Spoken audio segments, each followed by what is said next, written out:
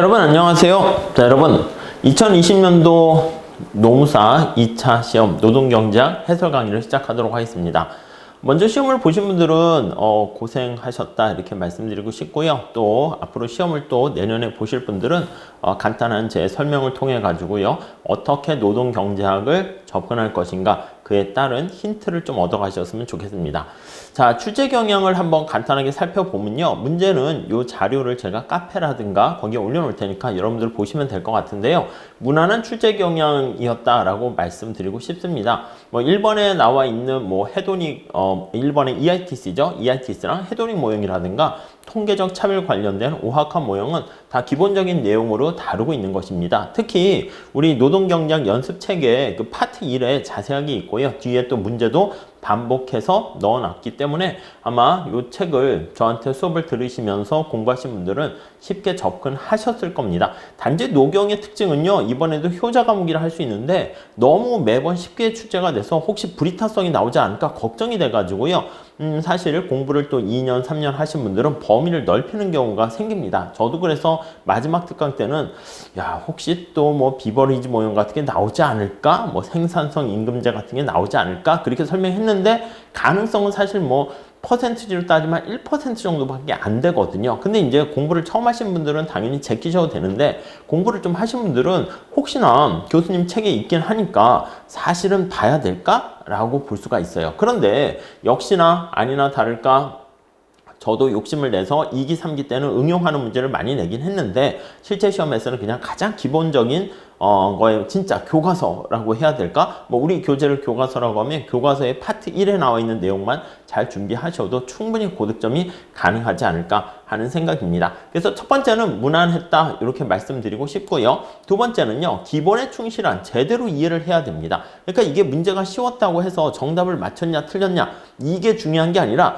정답으로 끌고 나가는 과정 속에서 어떻게 경제학적인 마인드를 잘 접목시켰는가라는 게 굉장히 중요합니다. 그렇기 때문에 문제는 쉽지만 답안에 경제학적 마인드 답안이 항상 제가 강조하는 것처럼 있어야 되고요. 그 답안에는 서술형 내용뿐만 아니라 그래프가 또 반드시 있어야 됩니다. 그리고 목적식이나 제약식과 같은 수식도 반드시 있어야 됩니다. 아셨죠? 저는 말로만 그래프만 하면 되지 않습니까? 뭐 틀린 건 아닙니다. 그렇지만은 우리가 문제가 쉬우면 쉬울수록 좀 더 차별화할 수 있는 그런 보완점을 찾으셔야 되기 때문에 약간 EITC 같은 경우에도 그래프를요 한 번에 이따 말씀드리겠지만 한 번에 그리는 것보다는 구간마다 좀 쪼개서 설명을 해 주시는 게 더 낫지 않을까 생각돼요. 왜냐면 배점이 짧은 게 있고 큰 게 있잖아. 그래서 배점이 그래프를 그려서 설명하시오라고 하면은 그때는 배점이 30점이야. 그렇게 되면은요, 좀 더 자세하게 이렇게 설명할 필요가 있겠다라는 설명을 드리고 싶고요.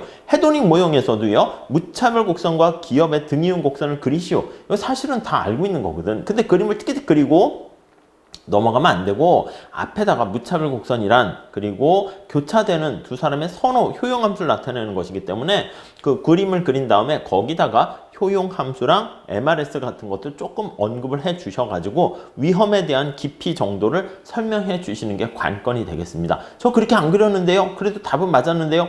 맞았을지라도 점수가 잘 안 나오실 거예요. 우리의 시험 답 결과는요. 정답 맞췄는가 그 이상을 또 하셔야 돼요. 답은 설사 틀릴지라도 제가 수업 시간에 강조한 것처럼 중간중간에 논리적인 흐름과 과정이 잘 기술되어 있으면 오히려 고득점을 할 수가 있습니다. 아셨죠? 자, 그리고 통계적 차별 같은 경우에는 이번에 좀 계산 문제가 출제되지 않았는데 계산 문제 틱하게 그냥 식을 줘버렸잖아요. 이따 말씀드리긴 하겠지만 통계적 차별의 오학화 모형의 그 수식은요. 사실 저는 여러분들께 암기하라고 말씀을 드리지만 저도 암기를 못해요. 왜요? 교수님들도 암기 못할 거야. 그걸 왜 암기합니까? 그러니까 이번 문제에서도 아예 식을 주신 거를 알 수가 있습니다. 그렇기 때문에 우리가 그 식에 대한 내용을 해석하는 게 중요한 것이지 야 내가 식을 암기했어 뭐 그건 다 문제에서 줄 가능성이 많습니다. 무슨 말씀인지 아시겠죠? 자 그래가지고 이번에는 계산 문제가 출제되지 않았지만 다음에는 뭐 계산 문제가 나오지 않을까 합니다. 그래서 3번에 계산 문제 비중을 강조한다 이렇게 말씀드렸습니다.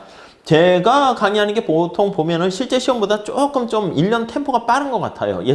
부터 이렇게 봤을 때 그래서 뭐 유보임금 같은 거 저는 강조해서 시험 문제 냈더니 그 해는 안 나오고 그 다음 해에 나오고 물론 그 다음 해에는 제가 이렇게 작년에 그 전에 했던 문제들도 나눠드리긴 하는데 그리고 뭐 EITC 같은 경우는 작년에 꼭 나올 거라고 생각을 했는데 올해도 물론 예상은 했지만 근데 작년에 사실 더 나왔어야 되거든요. 근데 오히려 작년엔 안 나오고 이번엔 나왔어요. 그래서 그런 걸 비춰보건데 출제하시는 분들이 제 모의고사를 보고 내는 게 아닌가 하는 생각이 들 정도로 내년에는 올해 2020년도에 강의했던 모의고사 문제들을 좀 잘 볼 필요가 있겠죠. 그거 어차피 제가 다 강의하면서 겹치지 않는 것들은 나눠드리도록 할 겁니다. 아셨죠? 자, 그래서 내년에는요, 분명히 오히려 뭐가 출제될지 더 예측 가능성이 더 높아졌어요. 무슨 말씀인지 아시겠죠? 제가 올해 또 강조했던 게, 또 인적 자본이라는 그거랑 탄력성 계산하는 거랑 노동의 수요 곡선을 도출하는 장단기 수요 곡선 도출하는 거 메커니즘 있잖아요. 대치 효과, 소대 효과 그렇게 나타내는 거. 뭐 그런 정도 보시면 될 것 같아요. 그래서 밑에다 써놓긴 했는데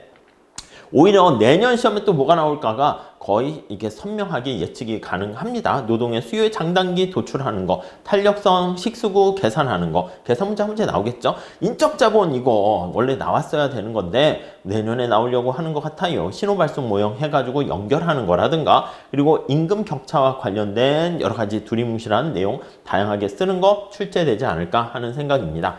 자, 그러면 노경을 어떻게 공부할 것인가? 첫 번째는요, 경제학적 마인드에 기반을 두고요, 노경을 제대로 공부를 해야 됩니다. 경제학에 미시거시를 기반을 두고 특히 미시에 포인트 맞춰져 있어요. 노동경제학이 이렇게 딱 그 위에 반석 위에 올라가 있어야 되기 때문에 대충 무차별 곡선 같은 것도 그냥 대충 개념 쓰고 그냥 이렇게 되니라고 하면은요, 절대 고득점을 할 수가 없어요. 그걸 제대로 이해를 하시고 MRS가 무슨 뜻인가를 몸으로 느끼셔야 됩니다. 자, 그래서 경제학을 좀 제대로 있어야 된다. 이런 거 보시면 되겠고 경제학 너무 어려워서 진입장벽이 높은 거 아닙니까? 아니에요. 경제학이 진입장벽 굉장히 낮아요. 제가 보기에 경제학이 지나치게 수리적으로 접근하기 때문에 경제학의 진입장벽에 두려움을 갖고 계신 분들 많은데 제가 봤을 때는 뭐 경제학 교수님들 탓이라고 생각해요. 지나치게 뭐 철학과 비슷하게 현실에서 동떨어지게 그들만의 리그처럼 이렇게 돼버리는 경향이 있는데 경제학을 중요한 포인트를 쉽게 이렇게 하면서 해야지 사실은 제 개인적으로는 고등학생들도 경제를 많이 좀 기본적인 마인드는 가져야 될 필요가 있다고 생각하거든요. 그러니까 우리가 중요한 게 뭐 진입장벽이 높고 수리적 그런 거 아닙니다. 우리 시험 문제에서도 수리적이라는 게 덧셈 뺄셈 연산이야. 간단한 미분 하나 정도만 하시면 됩니다. 자, 그래서 제가 생각하기에 그러면 어떻게 하면은 좀 이렇게 진입장벽을 더 낮출 수 있을까요? 맞아요. 1차 때 경제학을 공부하세요. 1차 때 경제학을 선택 안 하시는 분들 많은데 제가 봤을 때는 경영학이랑 물론 자기가 편한 대로 선택하세요. 근데 경영학 같은 경우도 이제 경쟁이 치열해져서 내년에 한번 보세요. 아마 1차도 만만치 않게 나올걸요. 근데 경제는 아직까지는 뭐 선택자가 그렇게 많지는 않고 있어서 근데 이제 문제가 좀 쉽지만 경제학도 이제 표점이 떨어져요. 옛날과는 다르게. 하지만은 우리가 2차가 거의 뭐 엄청나게 경쟁률이 치열하기 때문에 2차에 초점을 맞춘다라고 생각해 보신다면 그렇게 되면은 사실은 경제학적 마인드를 1차 때부터 좀 형성하는 게 좋지 않을까 하는 생각을 해봅니다. 다음에요. 출제 포인트는 굉장히 쉬웠지만 어떻게 답안을 작성하는가 그게 또 굉장히 다른 문제와 차별점 포인트가 어떻게 되는가 달라지니까 거기에 좀 잘 보시면 좋을 것 같습니다. 결국 결론적으로 말씀드리면 경제학적 마인드를 밑에다 쫙 깔고 들어가야 됩니다. 그래서 언제나 이건 어떻게 해야 됩니까? 연기 때부터 경제학 강의를 좀 이렇게 제가 기반으로 설명드리는데 연기 때부터 차근차근 따라오시면 될 것 같아요. 이번에는 그래서 아예 연기 때는 에렌버 교수님 책으로 저는 했었는데 그냥 제 책으로 그냥 해버리려고요. 제 책에 사실은 들어있을 모든 게 다 들어가 있거든요. 그래서 올인원 교재라고 생각하시면 되기 때문에 제가 봤을 땐 제 책에 있는 것을 연기 때부터 그냥 계속 반복시켜 드려가지고 여러분들이 아주 그냥 지겨울 정도로 내용을 다 숙지할 수 있도록 준비할까 생각 중입니다. 그래서 노동경제학 연습책의 파트 1을 중심으로 차근차근 보세요. 그러니까 파트 1이 이제 어느 정도 되면 근데 사실은 제 수업을 들으시는 분들이 또 어느 정도 저한테 이제 한 2번 들으신 분들도 꽤 있고 답안을 잘 쓰세요. 그래서 우리 책에 있는 문제들도 다 제가 예전에 문제 냈던 것들이거든요. 근데 그걸 너무 잘들 쓰고 계시기 때문에 제가 뭐야 이렇게 하니까 너무 잘 쓰잖아 해서 문제를 조금 저도 욕심을 내가지고 이제 불이타성 문제까지 생각해가지고 이제 하긴 하는데, 그게 이제 버거우신 분들은 그냥 파트 1, 1기 그 내용만 잘 보셔도 사실은 충분합니다. 근데 이제 그렇게 하다 보면은 공부할 게 별로 없어요. 노경은 하다 보니까 우리가 조금 더 늘려서 응용력을 키울 필요가 있겠다 해가지고 2기, 3기 때는 제가 응용력이 담긴 문제도 좀 출제하긴 하는 것이죠. 근데 결론적으로 말씀드리면 파트 1이 이제 보리아스 교수님 책을 기반으로 만들어졌거든요. 요즘 출제되는 문제는 다 보리아스 교수님 책에 있는 내용을 기반으로 출제해요. 그래서 저도 학교마다 노동경제학 강의하시는 분들 이렇게 대충 이렇게 조사를 해보니까 보리아스 책 교수님 책을 이제 가장 많이 보고 있어요. 에렌버그 교수님 책이라든가 조우영 교수님 책 같은 경우에는 이제 다 정년 퇴임하시고 올드한 측면이 있기 때문에 약간 그거는 출제 경향과는 거리가 있어요. 그래서 만약에 보리아스 교수님 책을 사서 보실 것까지는 없을 것 같아요. 그 내용이 다 우리 책에 다 보기 좋게 제가 정리를 해놨으니까. 교수님 책은 막 서술형으로 돼 있잖아요. 그렇기 때문에 우리 책을 보시면은 다 커버가 되고요. 그리고 혹시나 파트 2와 파트 3는 이따 뒤에 말씀드리겠지만 조우영 교수님 책과 에렌버그 교수님 책 내용을 좀 다 중요한 출제 포인트를 집어넣기 때문에 그냥 우리 책 안에 다 모든 게 있다, 이렇게 생각을 하시면 되겠습니다.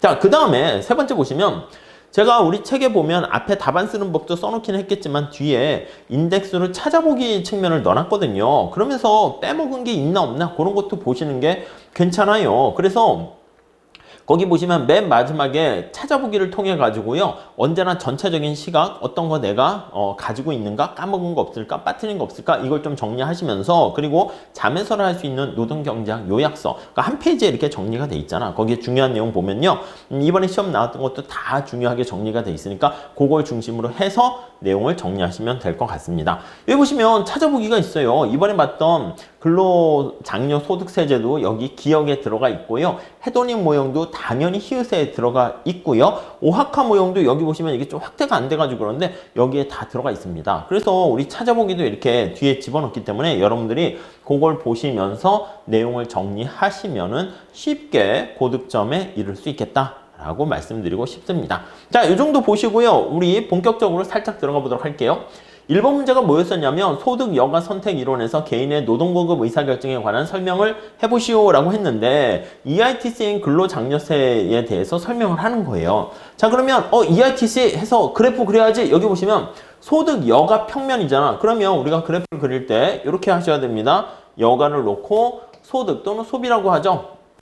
평면의 그림을 그려야 되는데 여기에 보면은 이제 비근로 소득 같은 게 없다는 전제로 깔고 있으니까 예산선을 이렇게 그리면 돼요. 자, 그런데 여기다 EITC를 집어넣어야 되는데 그냥 우리는 결론부터 집어넣지는 않고요. 여기 보시면 구간을 나눠서 집어넣잖아. 점증 구간 이렇게 해서 집어넣고, 그리고 이제 평탄 구간을 집어넣습니다. 평탄 구간 집어넣고, 그리고 점감 구간 여기다 이렇게 해서 집어넣게 되는 거죠. 그래서 각각의 구간별로 요걸 써주는 거예요. 근데 그 전 단계로 옛날 같으면 EITC에 대해서 EITC 제도가 도입되었을 때 노동 공급에 미치는 영향을 구간별로 설명하여라, 이렇게 한 2줄 정도로 끝났단 말이야. 자, 다시요.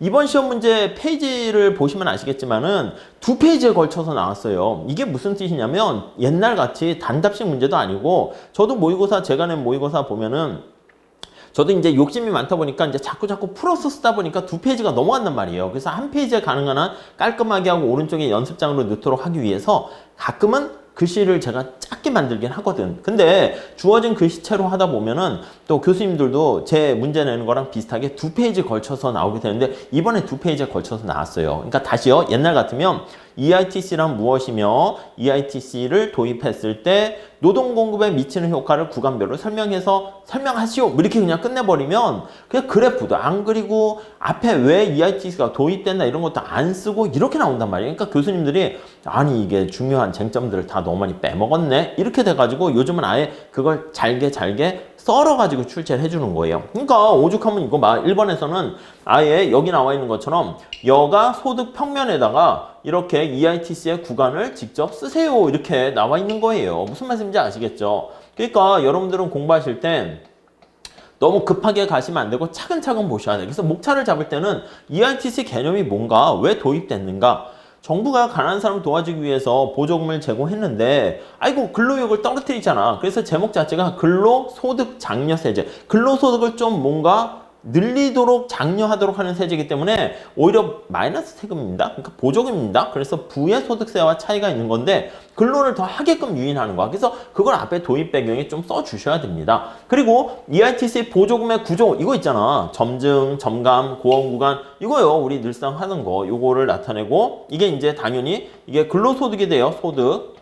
근로소득이 되는 것이고 여기에 보조금의 크기입니다. 보조금의 크기가 되는 것이고 이렇게 사다리꼴 모양으로 이렇게 그림을 그려서 점증, 고원, 평탄, 점감 이렇게 나눠서 써주셔야 돼요. 이거를 여기다가 접목시키는 것까지 해주셔야 됩니다. 아셨죠? 그러니까 배점이 10점이기 때문에 이 정도까지 같이 해서 그림까지 그리고 여기 나와 있는 점증 구간이 어떤 의미가 근로소득이 증가할수록 여기 나와 있는 보조금이 커지게 돼요. 그게 뭐야? 그렇죠. 일을 더 많이 하게끔 유도하는 거죠. 그리고 여기 고원 구간이잖아. 평탄 구간은 내가 근로소득이 증가해도요. 근로소득이 증가해도 이때는 보조금의 크기가 일정한 거야. 그러니까 약간 요거는 느낌 자체가 제가 수업 시간에 늘상 말씀드리는 게 요 영역에서는 느낌이 근로에 대한 약간 유인을 인센티브를 좀 이렇게 높이는 측면이 강하다 이렇게 생각해 보시면 돼요. 그러니까 얘는 이제 효율성 측면이 강한 것이고요. 얘는 어떻게 됩니까? 얘는 고원 구간은 그렇죠. 이거는 일을 하던 하지 않던 그냥 일정하게 되는 것이기 때문에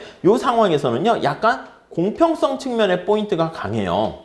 그러니까 이때는 보조를 해주겠다는 측면의 효과가 더 크게 되는 것이고 그 다음에는 이쪽의 영역에서는 어떻게 됩니까? 이제 어느 정도 먹고 사는데 지장이 없어지는 영역이 되는 점감 구간 이렇게 되는 구간에는 당연히 이제 점차 보조금을 줄여주게 되는 거죠. 이게 이제 사실은 부의소득세랑 관련이 있어요. 그래서 이 문제 적절하게 부의소득세라든가 그런 거와 비교해서 설명하시면 더 좋을 것 같습니다. 그래서 여기 보시면은 배점이 10점이긴 하지만 예산선의 어떤 형태와 비중 이게 이제 굉장히 중요하기 때문에 그래프에 방점을 주셔가지고 접근하시면 될 것 같습니다. 모의고사 때도요, 뭐 그냥 3기 때도 내보긴 했어. 약간 응용해서 내긴 했는데 중요한 기본적인 약간 제가 보면 레벨 하라고 보시면 될 것 같습니다. 우리 시험이 상중하 있으면 이 EITC 그림 그리는 것은 그냥 한 하의 중 정도라고 생각하시면 될 것 같아요. 아마 달들 잘 쓰셨을 거예요.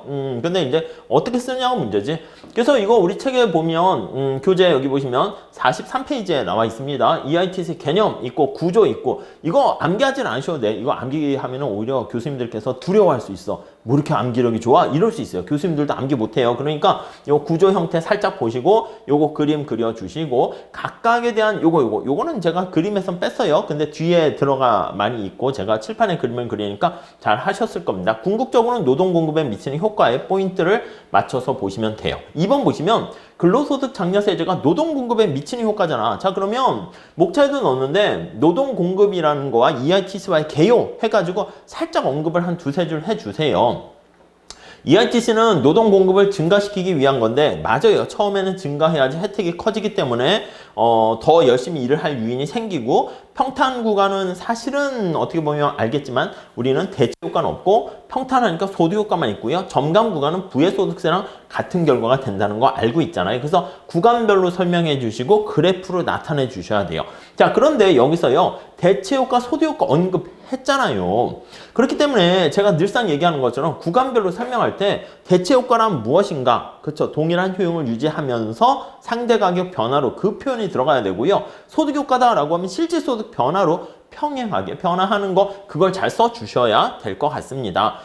그래서 뭐 따로 뭐 제가 설명드릴 건 없고요. 그걸 그림은 어떻게 잘 그리고 여기 뭐 늘 말씀드린 원점도 표현하고 이거에 대해서 초점을 맞추시면 될 것 같습니다. 그리고 여기 보시면 비근로소득은 없으며 이렇게 되니까 이런 것도 좀 찍어가지고 이게 끄트머리가 올라가면 어떻게 돼? 스파이크 모형이라든가 부의소득세 같이 비근로소득이 있는 경우가 되는데 그런 건 없는 거야. 그러니까 여기서 시작한다 이런 것들 아니면 비근로소득이 없다는 말이 어떻게 반영되는지 그런 걸 좀 살짝 써주셔도 좋습니다. 여가가 정상제이다. 여가가 정상제라는 가정을 깔고 들어갔기 때문에 소득효과에서는 소득이 증가하면 여가가 증가한다. 그런 것들도 우리 소득효과에서 써주셔야 됩니다. 무슨 말씀인지 아시겠죠? 자, 이거는 뭐 2기 때 1회 모의고사 늘상 이제 출제되는 게 노동 공급이 이제 포인트로 나왔잖아요. 지난번에 작년 시험이 어떻게 나왔어요? 노동 수요가 나왔어요. 수요 독점 이렇게 나왔으니까 이번에는 노동 공급이 또 나왔고요. 다음에는 또 노동 수요에 이제 또 방점이 나오지 않을까 합니다.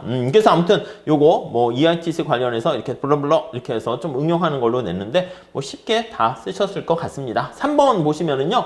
근로장려세제로 인해서 예상되는 정책 효과를 쓰시오. 이거 뭐 배점이 앞에 게 30이고 위에 10점이야. 그러니까 우선 첫 번째는 노동 공급에 어떤 영향 미치는가, 근로유역에 미치는 거를 앞에 있는 거 사실 물어봤으니까 그거를 다시 한번 좀 써주면서 EITC 관련된 얘기를 좀 보세요. 페이지 641페이지에 나와 있는데 여기 보시면 문제 이렇게 비슷하게 써놨어요. 여기 파트예요. 노동 공급과 관련해가지고 여기 나와 있는 건데 여기 한번 보시면 여기요. 부의소득세의 경제적 효과와 근로장려세제를 비교해서 설명하는 거. 그러니까 앞에 2번에서는 그냥 각 구간마다 노동 공급에 어떤 영향 미치니? 라고 하는 것인데 부의소득세 제도라든가 아니면 EITC 관련해가지고 이렇게 그림을 그리고 근로에 어떤 영향 미치는가 그걸 써주시면 됩니다. 그리고 요거 보시면 요건 666페이지에 나와 있는데 아마 이제 파트 3에 나와 있는 겁니다. 노동의 수요 공급에 대한 응용 해가지고 이게 8번 문제에 넣어놨어요. EITC 관련된 내용이 있고 각 구간마다 이렇게 어떻게 되는가 나와 있는데 한번 참고로 보세요.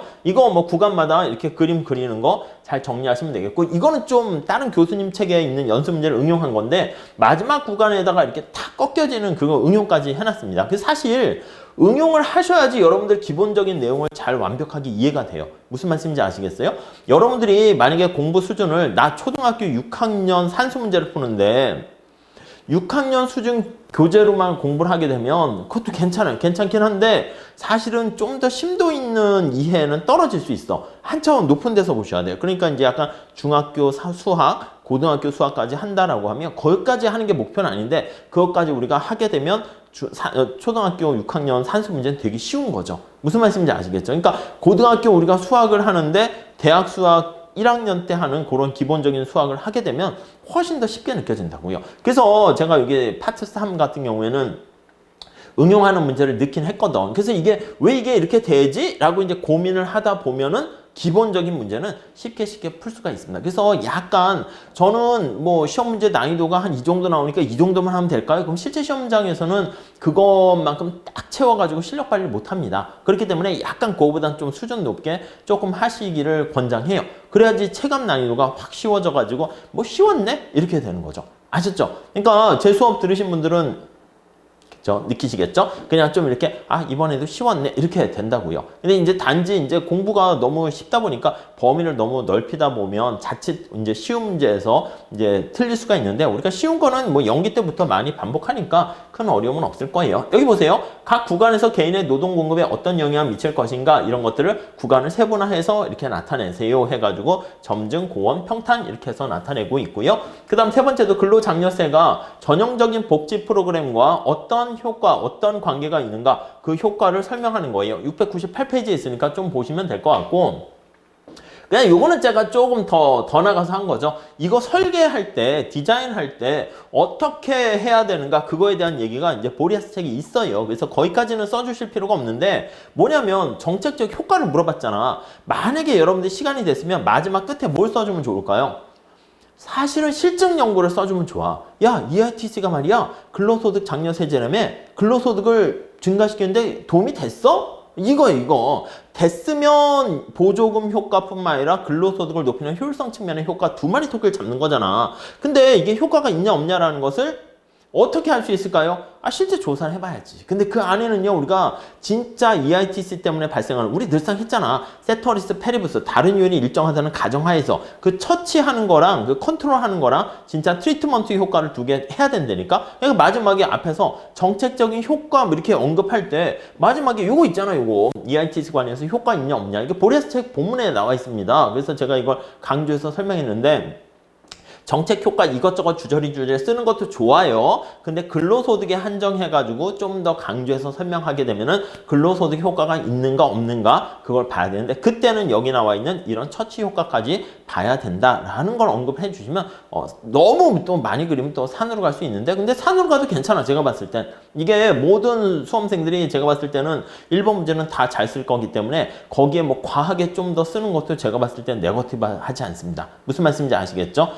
제가 산으로 갔을 때 문제가 되는 건 뭐냐면 아니 교수님들이 명확하게 뭘 쓰라고 얘기했는데 그건 안 쓰고 엉뚱한 걸 쓴 거야. 이건 논점 이탈이잖아. 그랬을 땐 교수님들이 싫어하는데 이런 정도는 다 쓴단 말이야. 대체 효과, 소득 효과 있고 뭐 표도 그리고 플러스 마이너스 뭐 제로 뭐 이런 거 다 그 정도는 해요. 그러면 추가적으로 이런 거 한두 줄 더 언급을 해서 우리 3번 문제는 정책적 효과가 있느냐잖아. 그러니까 정책 효과를 확인하는 방법은 이렇게 된다라는 걸 길게 쓸 거 아니고 그래가지고 뭐 이렇게 뭐 한 3줄 정도 써주면 좋지 않을까 합니다.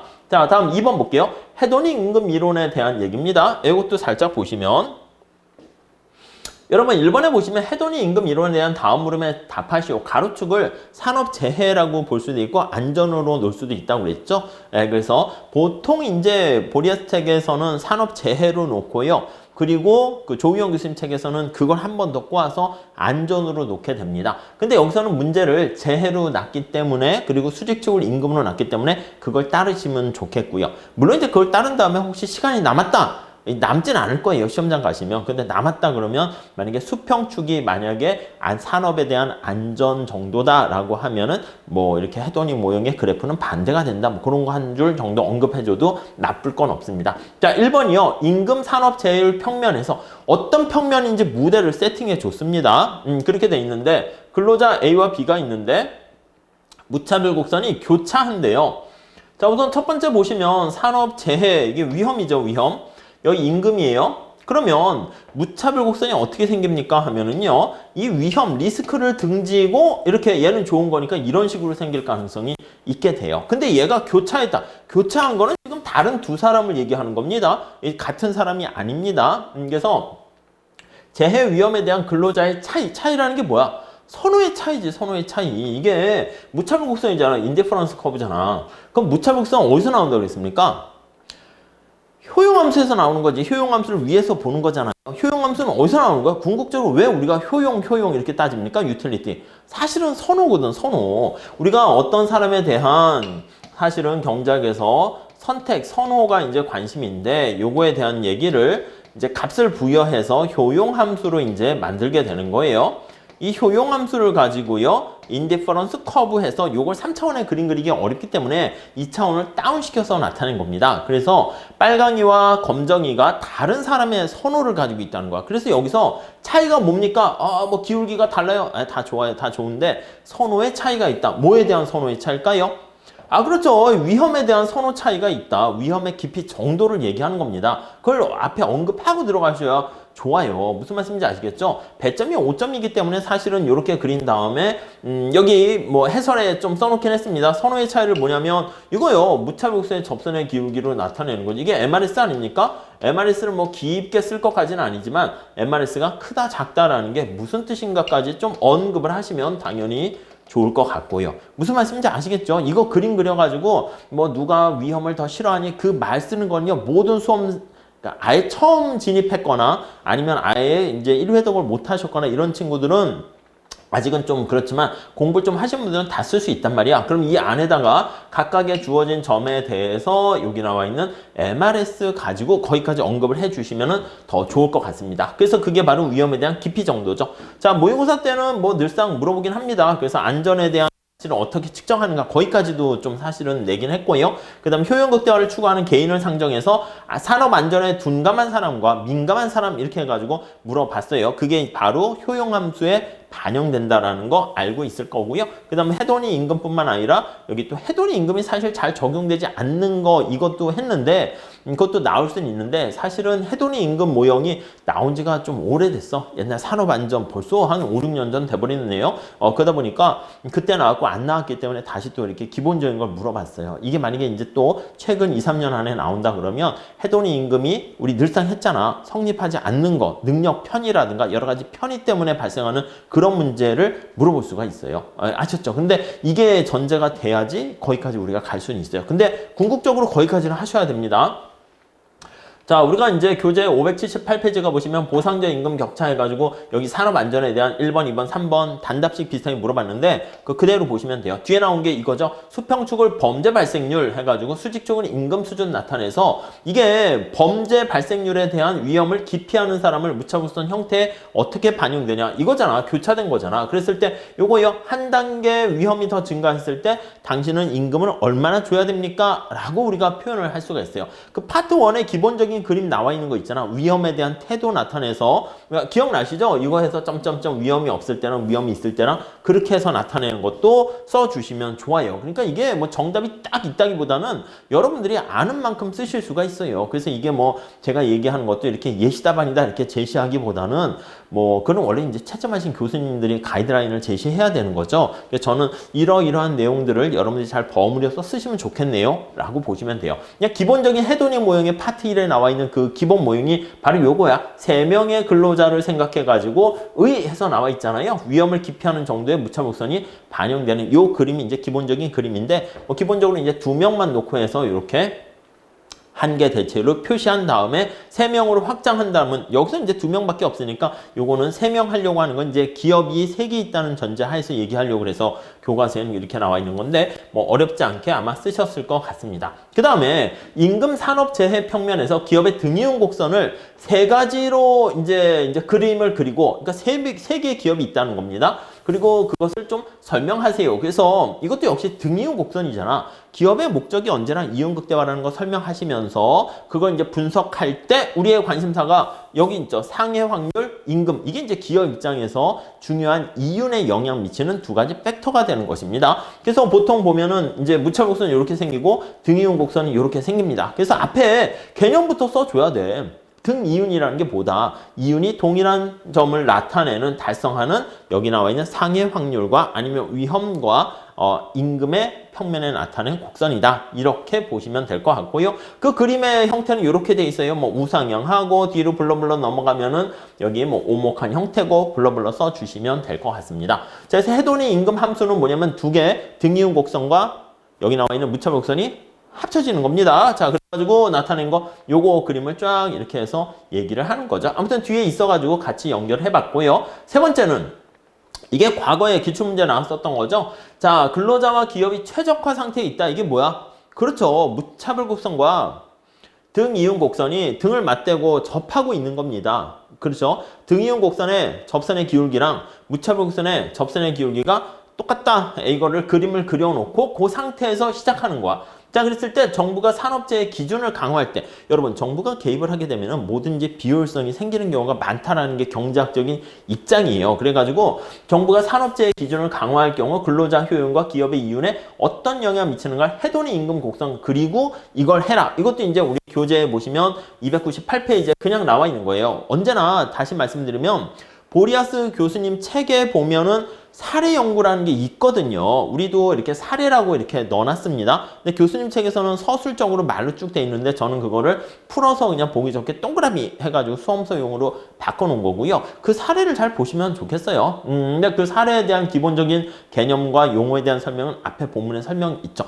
그래서 이 사례에 대한 얘기입니다. 그래서 간단하게 의의를 해서 직장 내 안전기준 마련과 규제의 효과에 대한 얘기를 하면 좋을 것 같고요. 그래서 정부가 왜 개입하는 거야? 아니 이거 말이야 위험한 환경에서 일하는 거니까 근로자가 야 안 좋아 위험해 그러니까 정부가 개입을 해서 안전한 정도를 어느 정도로 딱 이렇게 설정을 하려고 하는 거죠. 기본적으로 좋을까요 나쁠까요? 나쁘다니까. 그래서 기본적으로 나쁘다고 봐야 돼요. 아셨죠? 근데 우리 다시 어떻게 했습니까? 우리 수업 시간에 여기 보시면 그래프를 그리고 설명하세요. 영향을 미치는 거. 효용에도 나쁜 영향 미치고 기업의 이윤에도 나쁜 영향 미치고 그렇게 써주면 되는데 오히려 효용과 이런 것들을 증가시키는 경우도 있잖아. 거기까지가 써주면 당연히 좋겠지. 그러면 이제 그걸 안 써준 친구들은 뭐 이렇게 10점 만점 받기보다는 한 8점 뭐 이렇게 받게 되고 그 오히려 효용을 증가시키는 경우 그런 것까지 써주시면 아니 하고 이제 교수님들께서 놀라실 수 있긴 할 겁니다. 아무튼 요 그림 기본적으로 여기서 시작을 해가지고 여기 보시면 정부 규제에 대한 평가, 노동자 측면, 기업 측면 뭐 이런 식으로 나눠서 써주면 돼요.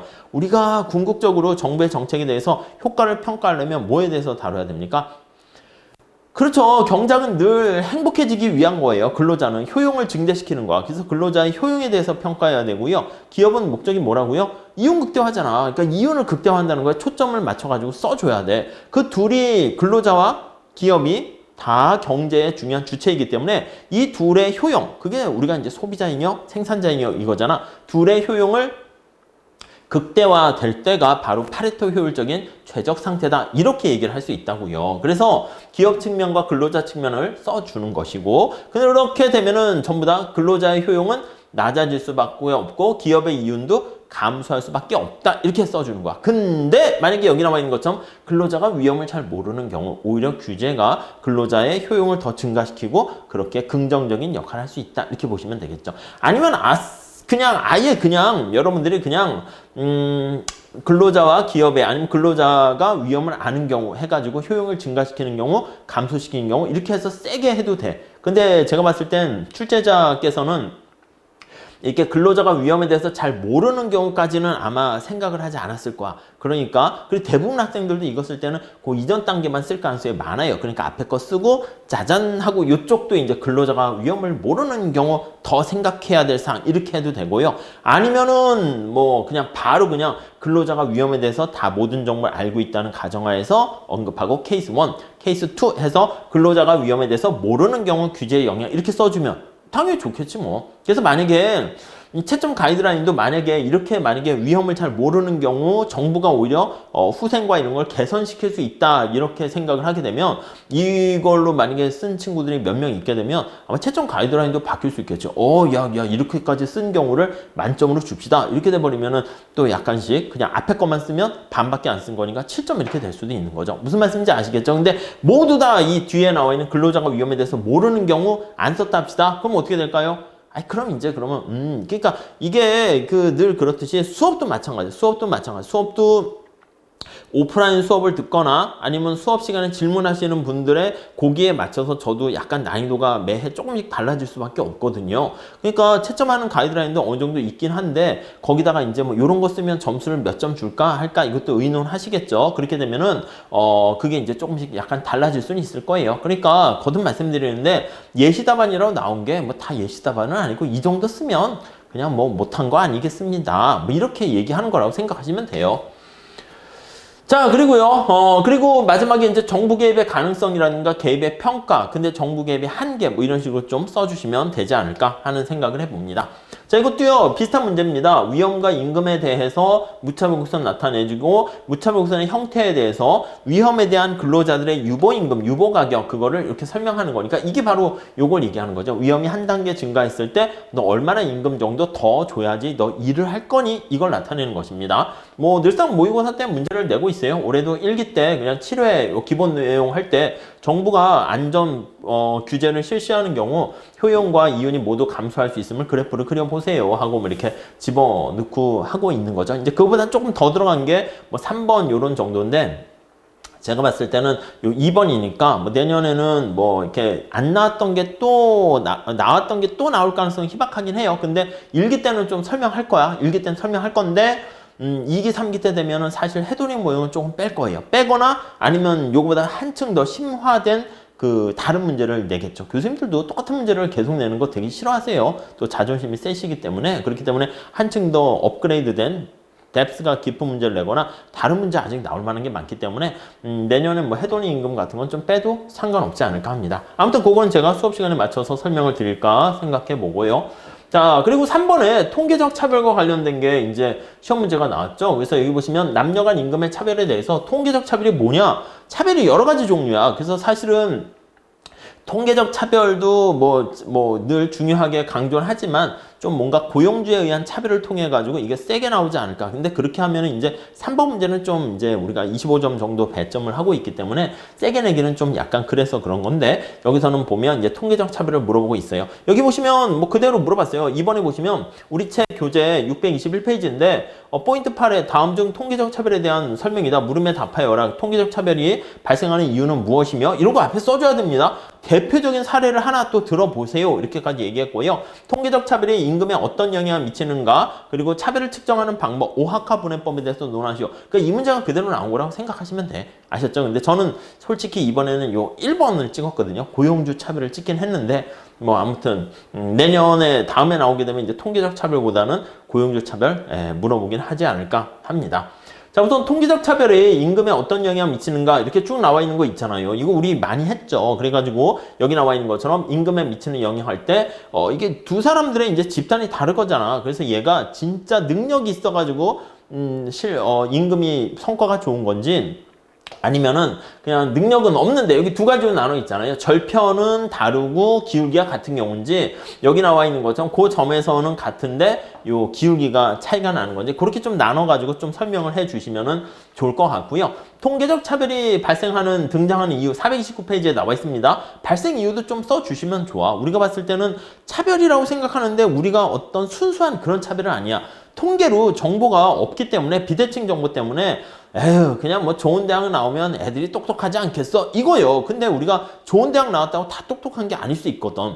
그리고 안 좋은 대학 나왔다고 다 안 좋은 게 아니란 말이야. 그 시험을 볼 때 내가 사실 열심히 얼마나 공부했냐 아니냐 그 차이인 거지 그 사람의 능력 자체를 다 나타내는 건 아니죠. 그러니까 과거의 그 상황이야. 그렇기 때문에 우리가 통계적 차별도 편견과는 다른 거야. 근데 그것도 편견일 수도 있죠. 근데 통계라는 데이터를 처리하는 과정에서 발생하는 차별이 되고요.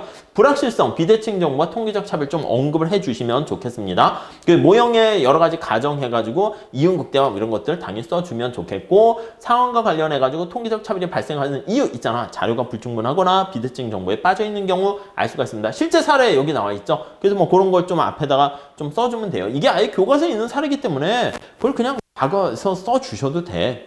아셨죠? 오히려 놀라겠지. 교수님 입장에서는 그냥 그 책을 보고 시험 문제를 내셨는데 바로 그 얘기를 거기다 딱 써주면은 그냥 흐뭇하기도 하고 제가 봤을 땐 소름이 돋을 수 있을 거예요. 아니 이 친구는 이런 사례까지 다 공부를 했어? 이렇게 할 수가 있겠죠. 그리고 이제 그런 분들이 또 시험에 다음에 출제를 들어가면은 이제 그 책에 나와 있는 당연히 이런 것까지 여러분들이 열심히 공부한다는 걸 알게 되면 어떻게 됩니까? 그러면 난이도를 이제 그 다음에는 올릴 거예요. 무슨 말씀인지 아시겠죠?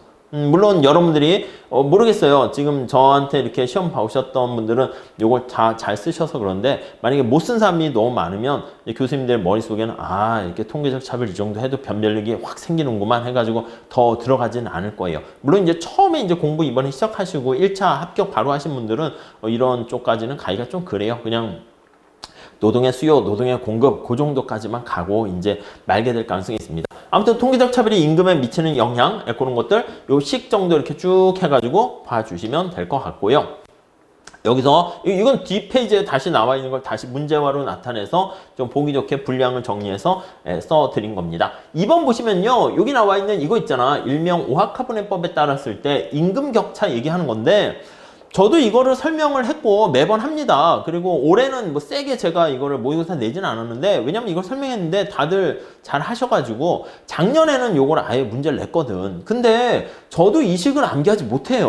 뭐 알파, M, 뭐 F 해서 female, male 해가지고 이거 암기 못해요. 교수님도 어떻게 할까요? 암기 못해요. 경제학자들은요 이걸 왜 암기해? 이렇게 생각을 한다고요. 무슨 말씀인지 아시겠죠? 사람 이름, 우리 경영학 하시는 분들 얘기 들어보니까 사람 이름, 학자 이름 외우는데 경제학 교수님들은 사람 이름은 워낙 이제 그 사람이 유명한 사람이고 친구니까 그냥 알고 있는 거지 그거 암기하면요 놀래요, 놀래. 그러니까 우리가 가끔 제가 답안 쓰는 팁에 게리 베커라든가 이런 거 좀 써주시면 좋겠다 하는 것도요 이 교수님을 약간 놀래게 하면 가점을 받게 되거든. 그러니까 이 식도 그냥 저는 못 외우지만 여러분들은 수험생 입장에서는 암기를 해달라고 얘기하는데 역시 교수님도 못 외우세요. 그러다 보니까 이거를 그냥 간단하게 문제가 길잖아. 이렇게 안 쓰고 그래서 원래는 이제 옛날 같으면 이런 거지. 통계적 차별에 대해서 언급하고 오학과 분화법에 대해서 뭐 설명하시오. 이렇게 하면 한 줄로 끝나잖아. 그러면 이제 이번 문제도 한 페이지로 끝났을 텐데 지금은 이제 그렇게 되지가 않죠. 좀 더 뎁스 있게 문제를 내려고 이렇게 해서 뭐 있어 보이잖아. 그렇게 아예 이렇게 줬습니다. 그래서 이걸 가지고 설명하고 3번에도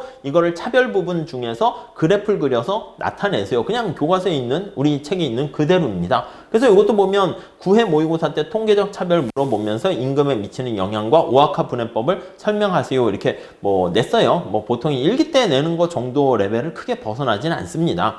자, 그래가지고요, 이거 우리 책에 있는 건데, 오학화 분해법. 이 앞에 나와 있는 그대로예요. 요거 제시했죠? 남성의 임금 함수, 여성의 임금 함수 주고, 오학화 분해 이렇게 제공한 다음에, 그래프를 이렇게 해서 분해하는 겁니다. 요 시기에 차별에 의한 거랑 차별이 아니라, 수평축이 이제 교육 연수잖아. 1년 교육을 더 받았을 때 발생한, 이건 차별이 아니지. 그렇기 때문에 차별, 숙련에 의한 차별인 거니까, 우리가 생각하는 그런 차별, 진짜 순수한 차별, 성별 차별에 의한 요인은 아니다라는 것들 이렇게 분해하는 거 그림 잘 설명해 주시면 돼요. 그러니까 이게 그림이 어려운 건 아닌데 이 그림을 앞에 디테일하게 들어가 가지고 설명을 잘 하는 건데 역시 뭐라고 얘기할 수 있을까요? 어려워요. 연습이 필요해요. 아니 여러분 생각해봐. 류현진은 어떻게 됩니까? 그냥 공만 잘 던지면 돼. 타자가 못 치게. 되게 심플하잖아. 근데 그게 어렵잖아.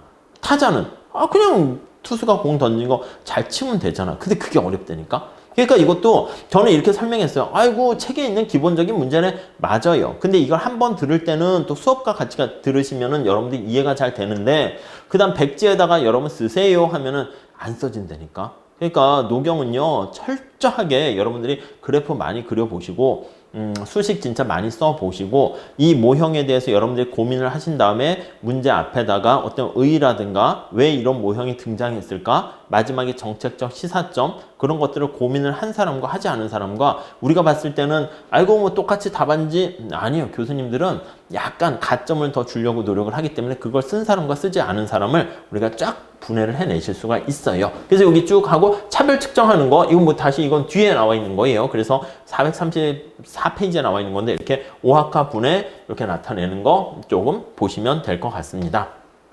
요 그래프까지 이렇게 쫙 봐서 정리를 하시면 될 것 같습니다. 자, 그래서 제가 앞에다가 모범 답안을 뭐 어떻게 해서 예시 답안을 비슷하게 쓸까 했었는데 뭐 사실은 교재에 다 있는 내용이고 교재에 제가 아예 서술형으로 되어 있는 걸 이렇게 풀어가지고 넣어놨기 때문에 굳이 뭐 그럴 필요는 없을 것 같아서 우리 교재 만약에 제 책으로 이제 공부를 하시게 되면은 우리 교재 어느 페이지에 제가 강조를 했고 책에 다 있는 내용이다. 그리고 우리 책이 좀 두껍긴 해요. 근데 여러분 분량에 너무 이렇게 막 헉 하고 놀라지 마세요. 이 우리 책에 나와 있는 건요. 파트 1에 나와 있는 게 기본이야. 제가 처음 했던 1판에 있는 게 그게 기본인데 거기다가 모의고사 봤던 문제들 있잖아요. 그걸 다 집어넣어 가지고 복습할 수 있게끔 여러분들의 능력에 맞춰 가지고 할 수 있게끔 다양한 내용을 다 집어넣기 때문에 페이지가 거의 한 뭐 900페이지. 그러니까 모든 시험 문제는 우리 책 안에 다 있다. 근데 거기 나와 있는 게 다 다른 내용이 한 번씩 있는 게 아니라 똑같은 한 번의 내용이 10번씩 담겨 있다. 이렇게 생각하시면 돼요. 그러니까 이제 우리 책을 기본으로 해서 내용도 그림 잘 따라 그리시고 이제 연기 때부터 만약에 준비하신다라고 하면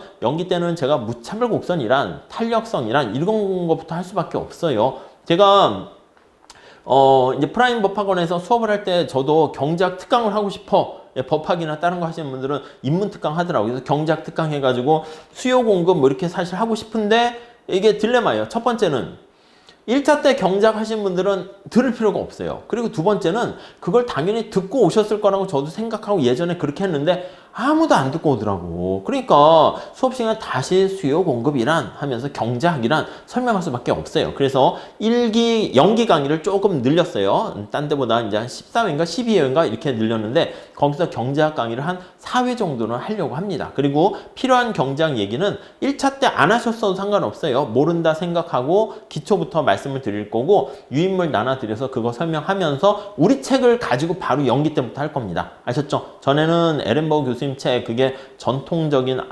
노경의 바이블이거든요. 근데 요즘은 이제 보리사 책으로 이제 넘어가고 있다고 말씀을 드렸죠. 그렇긴 한데 그냥 아예 그 책으로 하기보다는 원래 그 책이 가독성이 되게 떨어집니다. 그래서 나중에 3기 끝난 다음에 에렌버그 교수님 책을 쫙 읽으실 때 중간중간에 굵은 볼딕 처리된 것도 이상한 데다 볼딕이 처리가 되는데 그게 이상한 게 아니라 강조하고 싶은 내용이구나 라는 걸 이해할 수 있으면 제대로 실력이 쌓인 거다 이렇게 볼 수 있다고 말씀을 드렸죠. 그래가지고 연기 때부터는 아예 우리 교수님 책으로 하지 말고 수험서가 오히려 목적 적합하게 아예 쓰여졌기 때문에 수험서를 가지고 바로 하려고 합니다. 아셨죠? 아무튼 거듭 말씀드리지만 이번에 시험 경험 삼아서 올림픽 정신으로 참가하셨던 분들은 시험의 분위기와 전체적인 공부할 게 꽤 되는구나 그런 걸 느끼시면서 마음을 다 잡으시고 그리고 열심히 공부하신 진짜 제대로 2차 시험에 응시하셨던 분들은 좀 우선 쉬세요. 여러분들이 체력적으로나 정신적으로나 지쳐 있기 때문에 좀 쉬시고 나중에 어느 정도 이제 결과 나올 때까지 또 한번 기다려 보세요. 저도 이제 합격하신 분, 안 되신 분, 그런 분들 얘기를 이렇게 좀 들어보면은, 저는 점수가 이 과목 망했다고 생각했는데 점수가 잘 나올 때가 있고요. 저는 이거 쓸 거 다 썼는데 점수가 안 나왔어요. 이런 분들도 있어. 그러니까 자기가 이게 지나고 나서 자기 답안지를 바로 볼 수 있는 게 아니잖아. 물론 나중에 다시 확인을 할 수 있겠지만은 그게 아니기 때문에 보통은, 자기가 그냥 좋은 생각 쪽으로 가요. 좀 약간 부정적으로 생각한 사람은 계속 생각할수록 못 썼다 생각하고 잘 썼을 거라고 이렇게 믿고 싶은 사람은 또 그렇게 되는 거지, 실제 점수 나와버리면 좀 다를 수 있거든요. 그러니까 이제 좀 공부를 좀 한 1년, 2년 정도 이렇게 하신 분들은 좀 쉬세요. 쉬시고 그 다음에 오히려 운동하시면서 이게 좀 체력을 비축하시는 게 더 좋습니다. 겸한 마음으로 이제 나중에 발표 날 때까지 좀 기다리시는 게 어떨까 하는 생각입니다. 네, 여기서 마치도록 하겠습니다. 감사합니다.